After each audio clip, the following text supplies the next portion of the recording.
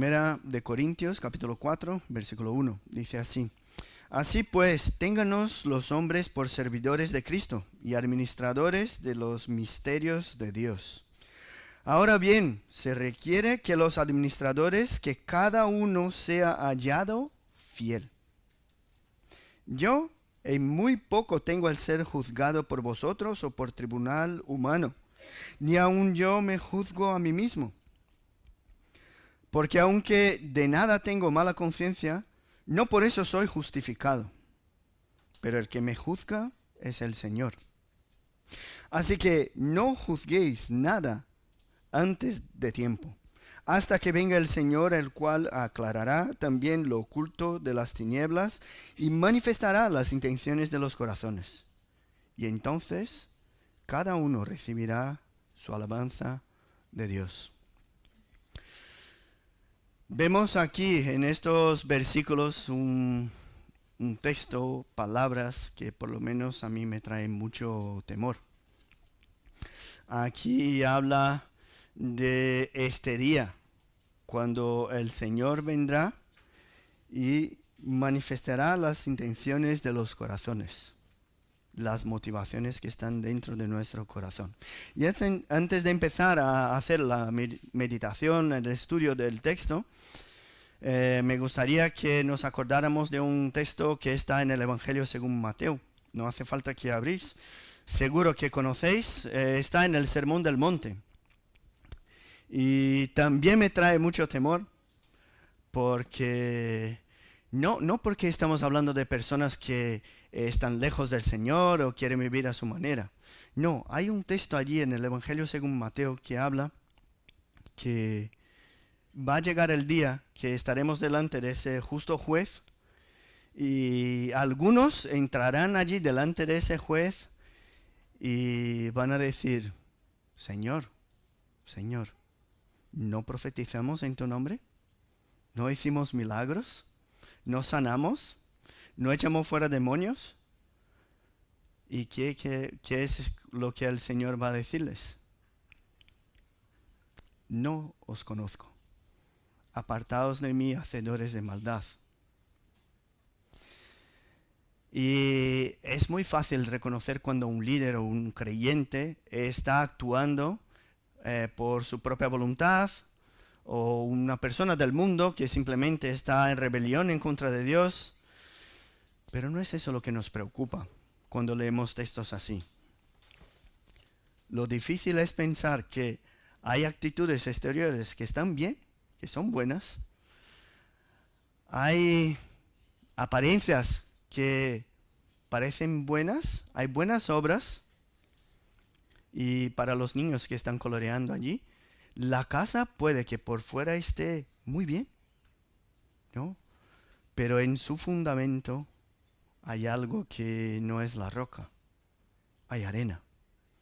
Ahí los niños tienen un dibujo de dos casas, una que está sobre la roca y sigue entera, ¿no? Sin destruir, intacta. Y la otra que está sobre la arena, y esa ya está un poco rota o completamente rota, está partida a la mitad. Pero antes eran dos casas iguales. ¿Qué hacemos cuando las apariencias parecen bien, pero el fundamento está mal? Engañarnos a nosotros mismos y a los que están a nuestro lado con la idea de que somos verdaderos creyentes es fácil. Pero escuchar de Dios la frase "nunca os conocí" en el juicio final, eso sí es complicado. Ahora, si pensamos en nuestro texto, los primeros versículos del capítulo 4 ya no hablan de la sabiduría. Si os acordáis, en el capítulo 3 estábamos hablando de la sabiduría de Dios y la sabiduría humana. Parece que hay un cambio completo de tema. Pero si nos fijamos bien, vamos a ver que todavía habla sobre cómo se debe considerar a los ministros de la iglesia. ¿Y por qué estamos hablando de los ministros? Tenemos que acordarnos, la iglesia allí en Corinto estaba pasando por una gran división. Algunos se creían de Pablo, otros de Apolos, otros de Cefas, otros de Cristo, y estaban todos divididos.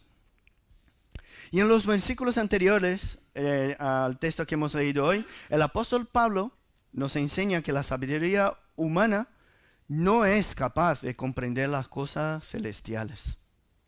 Incluso hemos estudiado que para comprender las cosas celestiales tenemos que antes vaciarnos a nosotros mismos de nuestra sabiduría humana para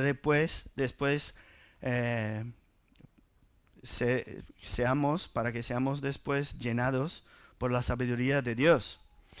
Entonces, ahora todavía el tema son los líderes de la iglesia, pero el enfoque son los criterios que utilizamos para esa evaluación. Y vamos a ver que los juicios humanos muchas veces son fallos y nos hacen tener una percepción limitada de la situación.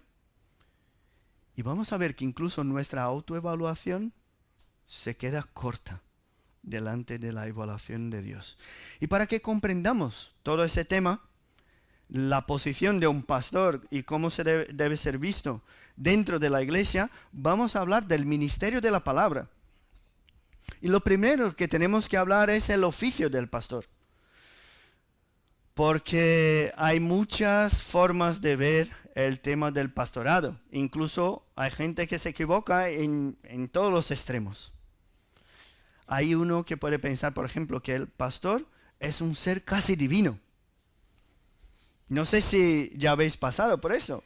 Hay gente que va a pedir ayuda o oración al pastor por pensar que el pastor tiene una oración que es más poderosa que todos los demás. Van a pensar que el pastor es como un Sócrates o Platón, que tienen su propia filosofía, desarrollaron su filosofía, tienen un conocimiento propio y van a buscarle porque creen que ellos tienen una comprensión especial, espiritual y totalmente diferente. Ese es uno de los extremos. Ahora, el otro extremo que también encontramos en las iglesias es pensar que el pastorado es una profesión como las demás.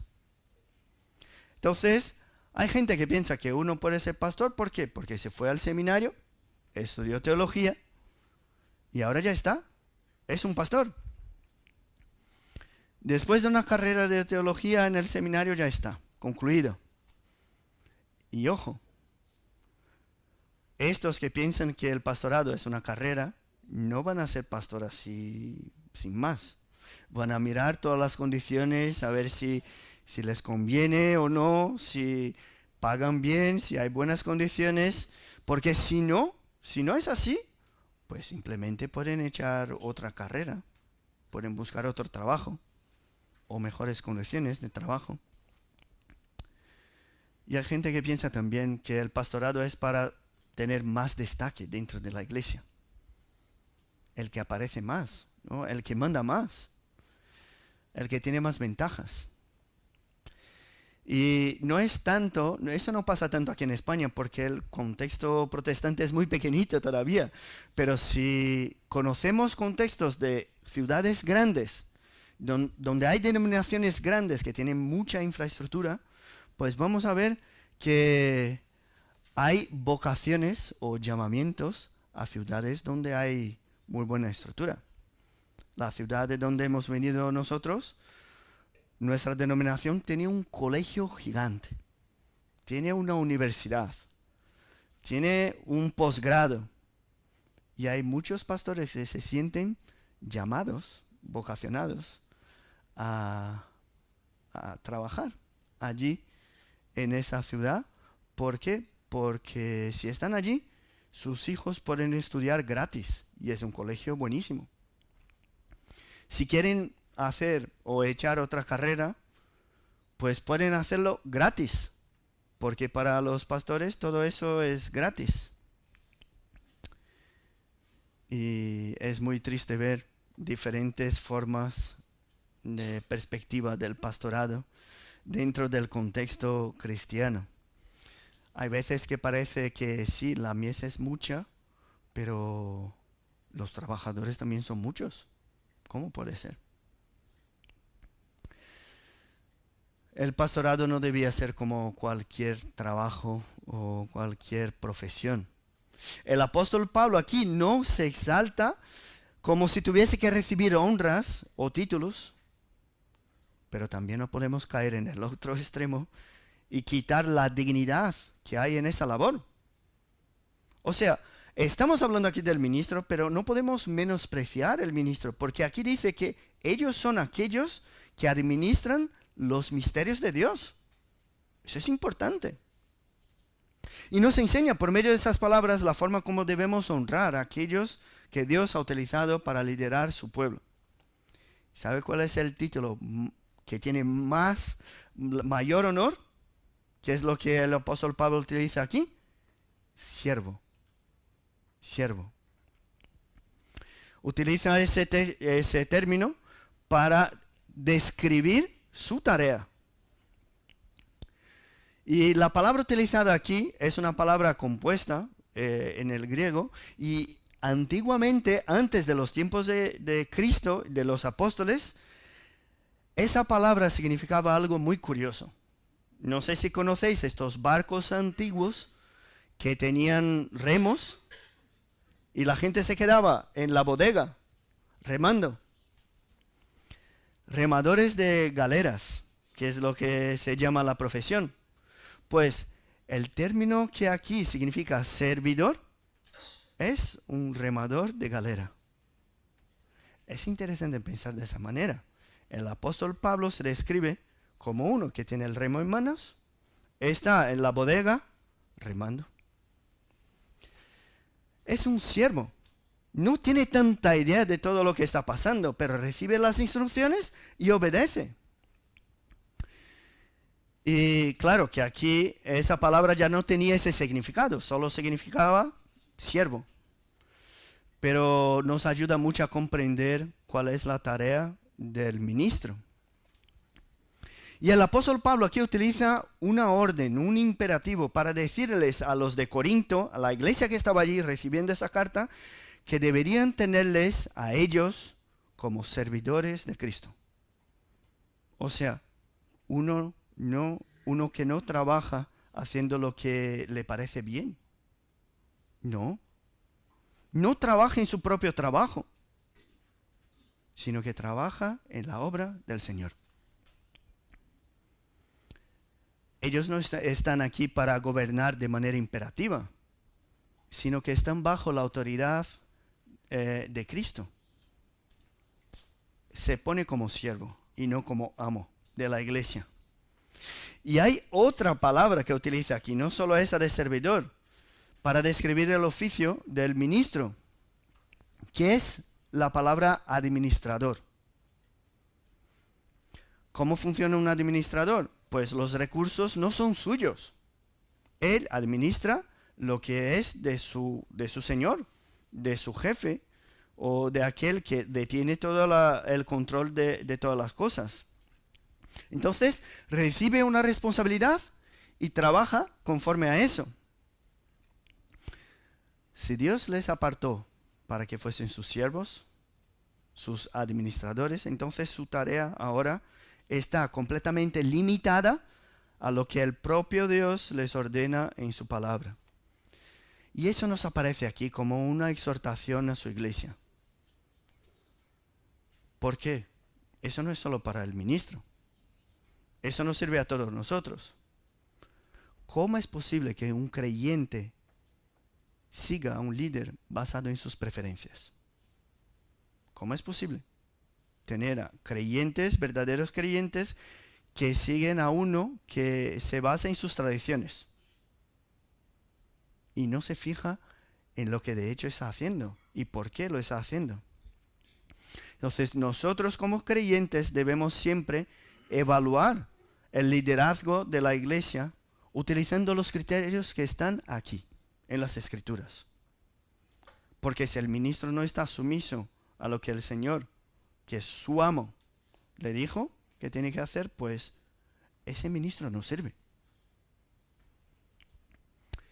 Y hay mucha gente que sirve y sigue y asiste a una iglesia donde se enseña que el creyente debe tener mucha prosperidad financiera, y si no la tiene es porque está en pecado. Ahora, hermanos, si eso no es coherente con lo que encontramos en las Escrituras, entonces esa iglesia no nos sirve. Hay líderes que enseñan a su pueblo a que tengan una actitud de codicia delante de Dios. Enseñan que por medio de las ofrendas, si ofrendamos mucho, vamos a recibir mucho. Eso es codicia. Hay líderes que enseñan eso. ¿Y qué es lo que podemos decir de esos líderes? Que no están trabajando para el Señor. Pues no es lo que Dios nos enseña en su palabra. El ministro tiene que ser un administrador. Solo actúa bajo las instrucciones, las directrices dadas por el empleador. Ahora, si tenemos en nuestro concepto algo de más o de menos que eso, cuando pensamos en los pastores, tenemos que ahora empezar a adecuar nuestra visión a la visión bíblica. Siervos, remadores, administradores de los misterios de Dios. Aquellos que llevan la iglesia a la comprensión de algo que no se comprende por la sabiduría humana. Los que actúan basados en el interés de su Señor y no en el interés propio. Y esa es la forma como el apóstol Pablo nos presenta la tarea que tenía él, el apóstol, ¿no? Ministro, y los demás también que enseñaban allí en la iglesia en Corinto. Pero estos líderes, además de tener esas características, aparece aquí en el texto un requisito para estos líderes. ¿Y cuál es? Una característica que no podía faltar. ¿Qué dice ahí en el versículo 2? Dice, ahora bien se requiere de los administradores que cada uno se ha hallado fiel. Punto. Y justo en esta semana he participado de una reunión de pastores y estaba ahí el director de un instituto bíblico. Y nos decía él que enseñar teología sistemática, enseñar la historia del cristianismo, exégesis, las lenguas, el griego, el hebreo, eso es algo fácil, que la iglesia, un instituto bíblico puede hacer. O sea, formar teólogos es muy fácil, no es complicado. No hay dificultad en aprender un contenido teórico. El único problema es que no es ese el prerequisito para el líder espiritual. La fidelidad es lo que me lleva a conocer la voluntad de Dios para que después pueda agradarle y servirle. Pero el conocimiento es importante, pero no es el requisito. Y me acuerdo aquí de la historia de Josué. Yo iba a traerles a los niños otro dibujo y no he encontrado nada muy bonito. Pero Josué, cuando estaba allí en el desierto acompañando a Moisés, recibió la tarea de sustituirle a Moisés. La tarea de liderar un pueblo. Y tenían ahí millones de personas, animales, un montón de cosas. Y él tuvo miedo. ¿Cuál fue la palabra de ánimo que el Señor le envió?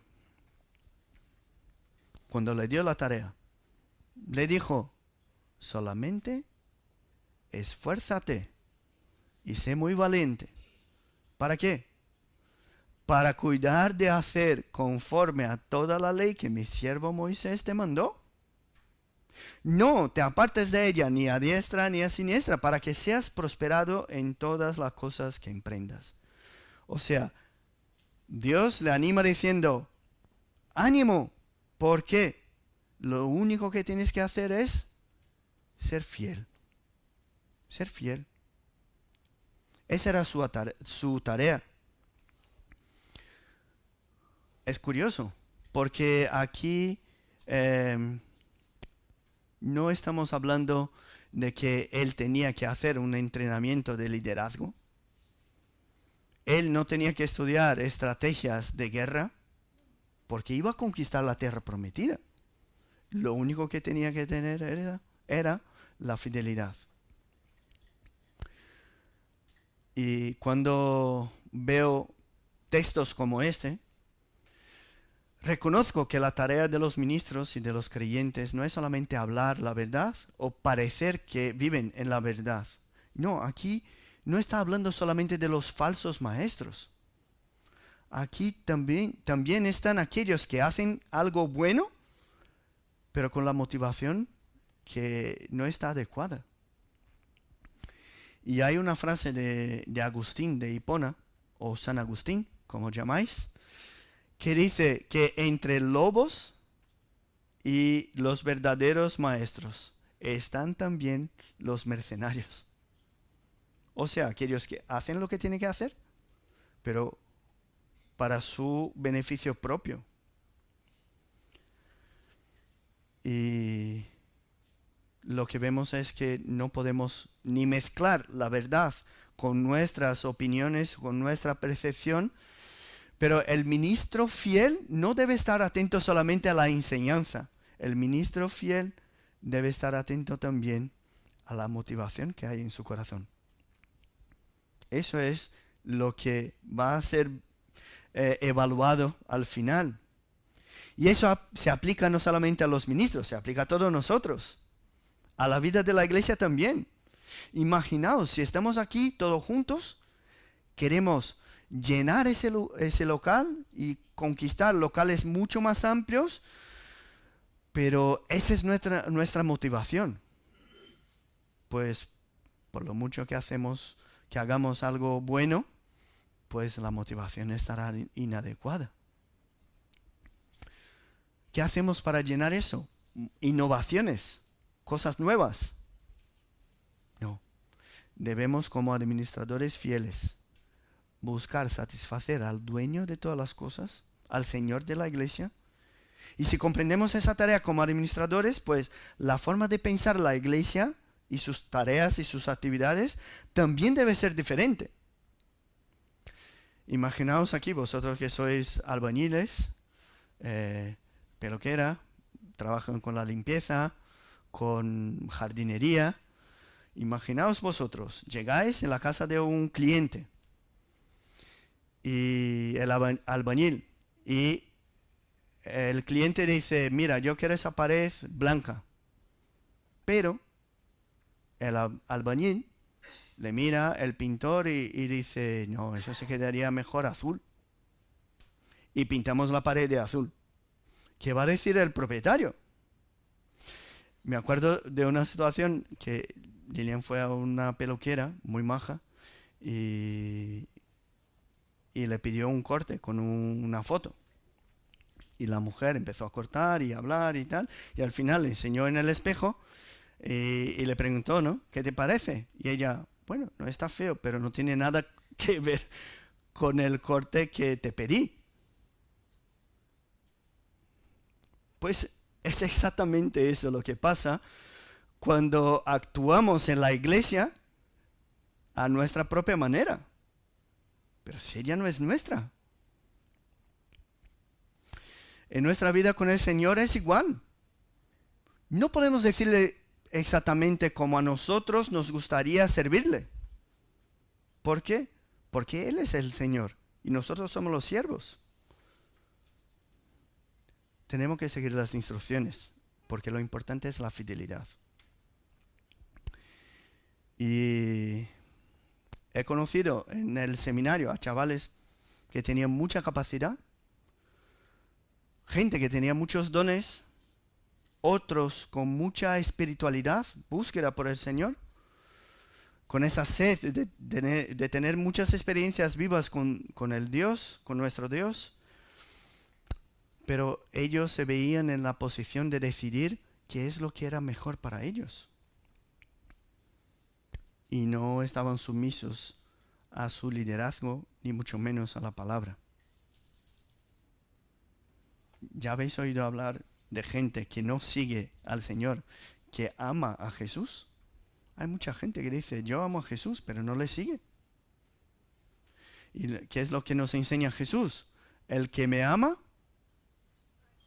guarda mis mandamientos.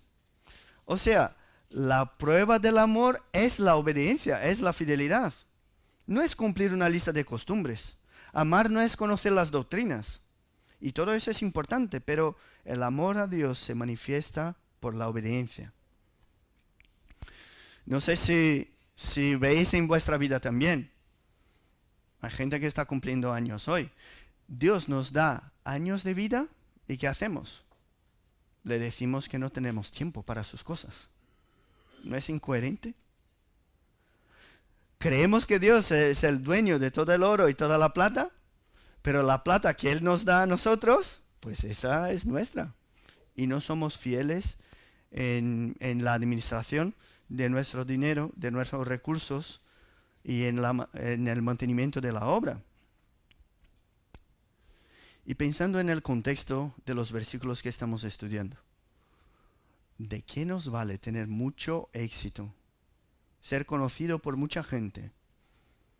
¿De qué nos vale tener una iglesia grande, llena de seguidores, si estoy utilizando otro método, otro medio que no es la palabra de Dios? ¿De qué nos vale? ¿De qué nos vale construir una iglesia si lo que se enseña y se practica no es lo que el dueño de la iglesia nos ordenó? Lo que Dios requiere de nosotros es que seamos hallados fieles. Fidelidad en las actitudes y fidelidad también en la motivación. Y hago aquí hincapié a estas dos cosas porque las apariencias pueden engañarnos, como las casas de los niños que están coloreando allí. Por fuera podemos tener aspectos de creyentes, pero podemos tener fundamentos diferentes.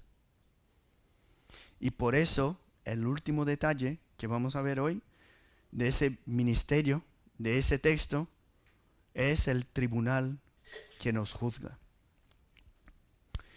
Y es posible que cuando leamos por primera vez ese texto nos dé la sensación de que el apóstol Pablo está revelando aquí su orgullo.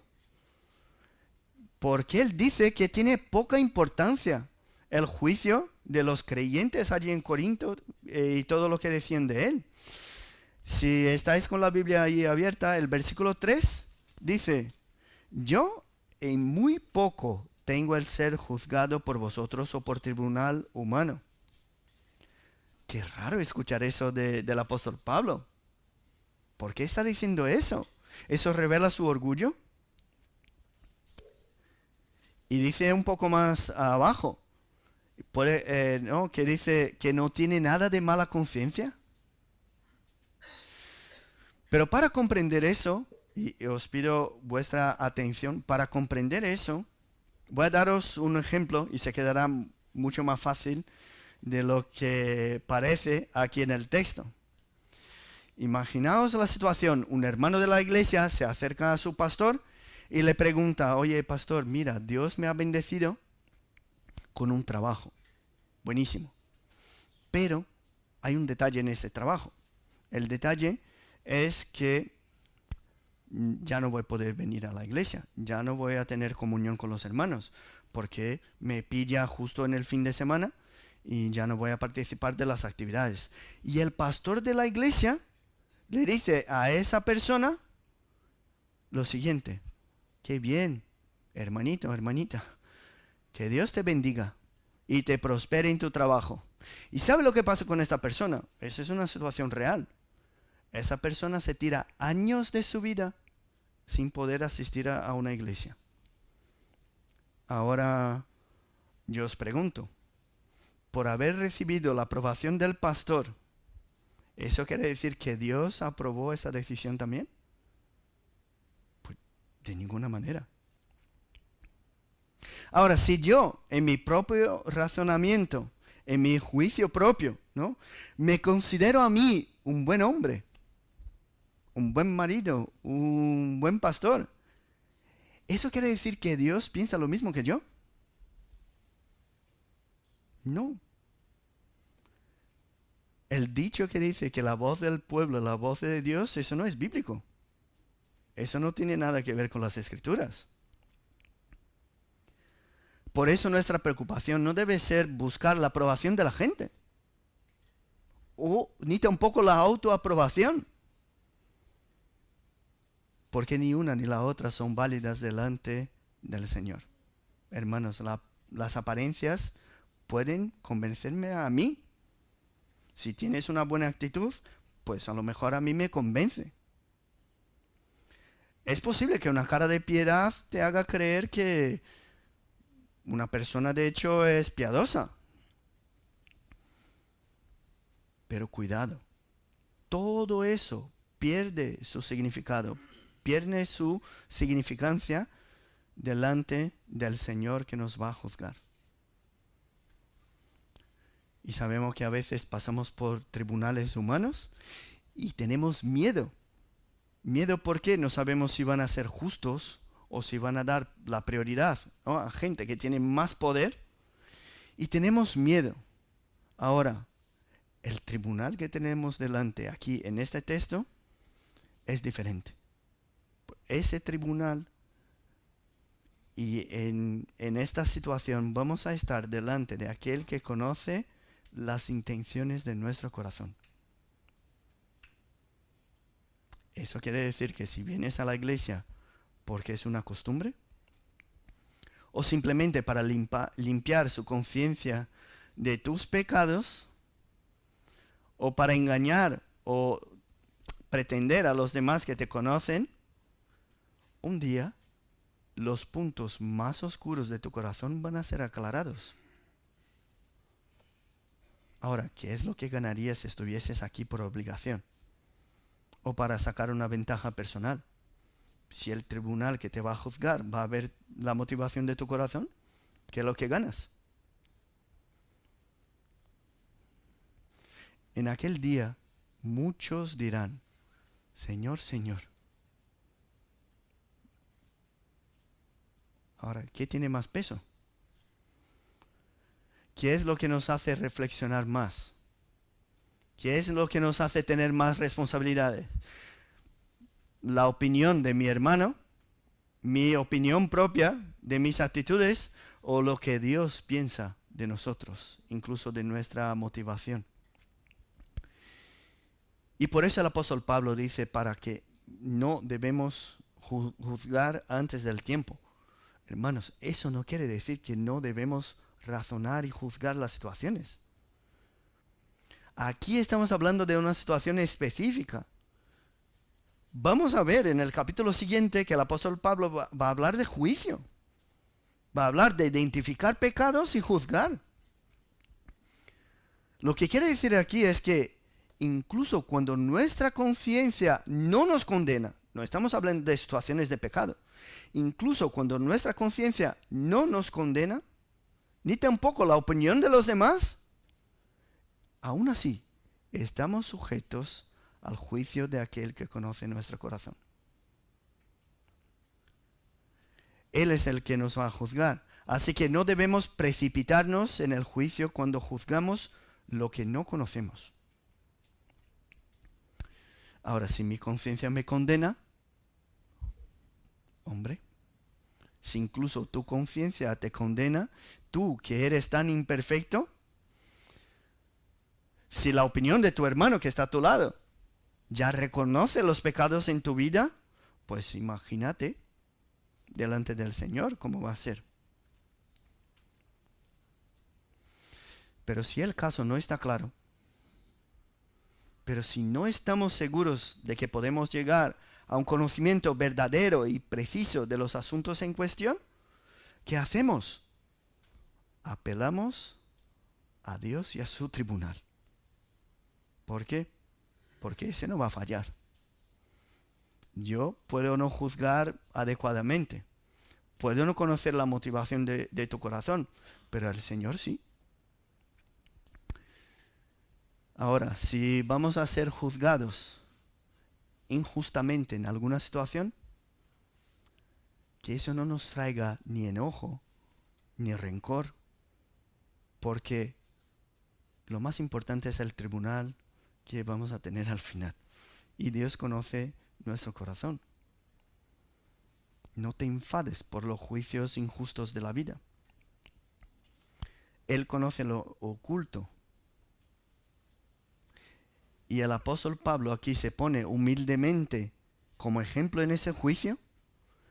Cambia la perspectiva de aquellos que estaban dividiendo la iglesia y mirando hacia sus líderes que también están bajo el mismo juicio, y prepara el corazón de este pueblo para escucharle ahora, enseguida apuntando sus pecados, que son indudables y muchos, y va a hablar con detalles de cada uno de estos pecados.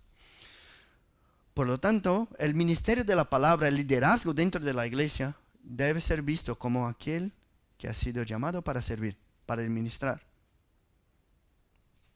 No debemos pensar que estamos aquí trabajando en nuestra obra. Y no sé si os acordáis, hace un par de meses os comenté que un pastor falleció. Y era un pastor que tenía un proyecto de plantación innovador. Su iglesia, se enorgullaba mucho por decir que su iglesia no se parecía a una iglesia, porque tenía muchas características modernas. ¿Y qué pasó? Ese pastor falleció hace 3 meses. Y las personas de su iglesia enviaron una carta a la comunidad de iglesias que formaba parte diciendo: el pastor falleció y con él murió también el proyecto que era suyo. ¿Y qué pasó con la iglesia?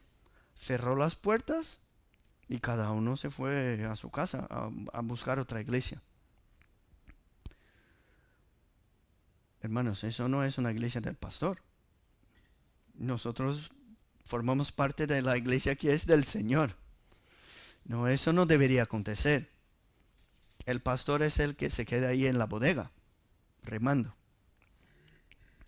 Y el requisito que se pide es su fidelidad. Y ya hemos hablado una y otra vez. ¿Por qué es tan importante la fidelidad? Porque un día estaremos delante de ese justo juez. Y os pregunto, delante de él, ¿quién puede sostenerse? Si evalúas ahora mismo tu corazón y te ves allí en esa situación de juicio, ¿qué piensas? ¿Qué es lo que dirías? Por tus méritos, puedes aferrarte en tu fidelidad diciendo que no tienes ningún problema, no vas a ser condenado por ese juicio. Nosotros sabemos que no. Si tenemos un solo pecado, ya somos merecedores del castigo y de la condenación. Pero sabemos también que tenemos un abogado que es fiel y justo. Y él obedeció hasta la muerte, y muerte de cruz. Él no pecó. Y es bonito ver que, a pesar de que el apóstol Pablo dice que no encontraba nada en sí mismo de mala conciencia, o sea, miraba hacia su propia vida y no identificado ningún pecado, aún así dice: no me fío de mi propia justicia. No es eso lo que me justifica. Aunque tu conciencia ahora mismo no te condene, que sepas que el juicio que vas a pasar no es tu propio juicio. El juicio que tienes de ti no te vale. Aunque la sociedad te vea como una buena persona, con buenas obras, que sepas que no es el juicio humano el que te vale. Por eso ahora tenemos que ajustar nuestras perspectivas delante del mundo y ver que nada de eso nos importa. Aplausos de las personas, ¿qué es lo que me trae?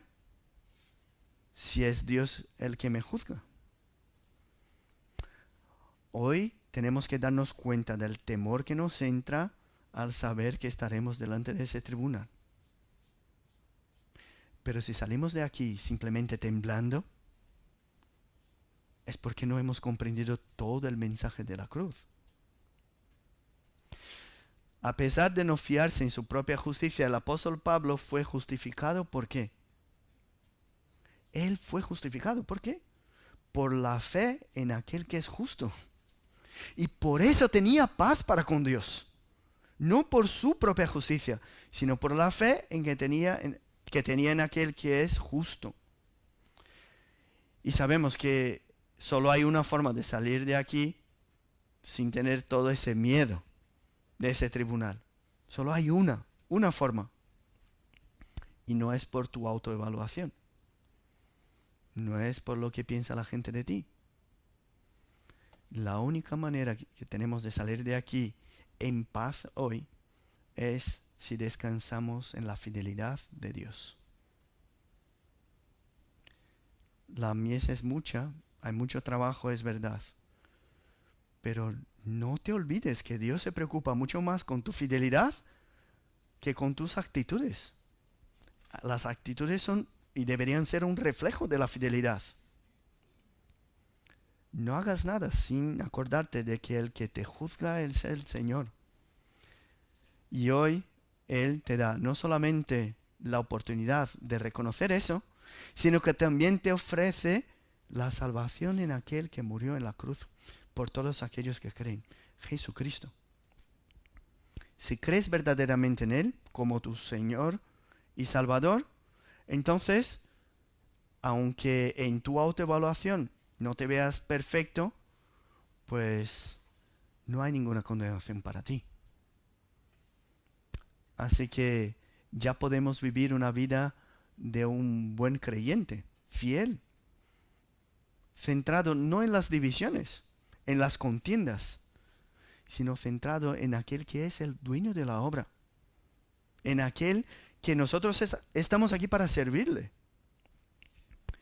Y es Él que estará allí, esperándonos, ansiosos, diciendo, muy bueno, siervo bueno y fiel. Entra en el gozo separado y preparado por mí. Que Dios nos dé hoy no solo el temor, sino que también la paz de reconocer que Él es justo, Él es fiel. Vamos a orar. Padre, gracias te damos porque reconocemos ahora mismo nuestra maldad, nuestros pecados, nuestra imperfección. Sabemos que en nuestra autoevaluación no somos dignos ni aun de atar las correas de tu calzado. No somos dignos ni de alzar los ojos al cielo. Pero aún así, tú nos amas. Tú nos has enviado tu Hijo amado. Y por eso, por medio de Él y de su sacrificio, ahora tenemos paz para contigo. Gracias, Padre, porque tú nos das el descanso en saber que no hay ninguna condenación para los que están en Cristo. Te pedimos, Padre, que tú no permitas que ninguno de nosotros salga de aquí creyendo en su propia suficiencia, en sus propias obras, sino que todos salgamos de aquí reconociendo que solo en Cristo hay salvación. Bendícenos, Padre. Llena nuestro corazón de esa alegría para que podamos vivir una vida fiel, reflejando a tu Hijo Jesucristo. Gracias por esta iglesia que es tuya. Gracias por la oportunidad que tenemos en servir aquí. Que tú nos des siempre un propósito adecuado en nuestro corazón, para que nuestras actitudes reflejen tu gloria y sean para honra y gloria de tu santo nombre. Es en el nombre de Jesús que oramos. Amén.